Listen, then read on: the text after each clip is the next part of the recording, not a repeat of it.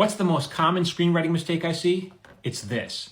It's not making certain emotional moments land. So every script, doesn't matter whether it's a comedy or a drama, half hour or feature length, has a handful of moments that absolutely have to land with the audience. So that means the audience has to feel them. They have to register these moments. So these moments can be like confessions or apologies, something intimate, something emotional, right? And I remember early on in my career, I was guilty of this too. I remember my partner and I turned in a script on Just Shoot Me, and Steve Levitan, the showrunner, he read it. He goes, "This moment's not landing."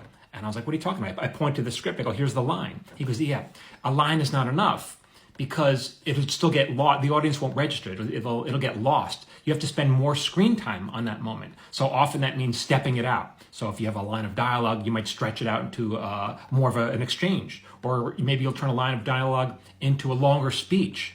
And that way the audience can feel it. And so a great example of this, I just happened to watch the other night, is the ending of Jerry Maguire. It's like the perfect example, right? Remember, so in that movie, Tom Cruise, at the end, he finally gets what he wants. His client makes a big catch, and now Tom Cruise is going to be, on top of the world as a big shot agent. And in that moment, he makes a realization. He's like, "No, that's not really what I want. I thought I wanted that, but what I really want is the girl," because he had just broken up with his wife, Renee Zellweger. So in that moment, he starts running to her, right? And they always run in that moment. The character always starts running. So he gets to her house. She's in the middle of some kind of women's group or something. He enters and he goes, "Hello, I'm looking for my wife." And, she stands up and he makes this big heartfelt apology, how he was foolish, the error of his ways. And then he concludes that long speech with, what was that final line? It's that line that now became, famous. He says, "You complete me," right? And then what does she say? She says, "You had me at hello."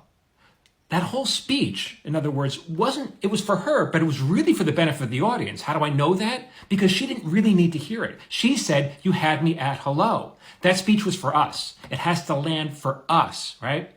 For more tips on how to be a better writer, you can follow me here, but you can also sign up for a free lesson, which is a much longer lesson that I have, and you can go here to get it, at Michael Jamin Writer.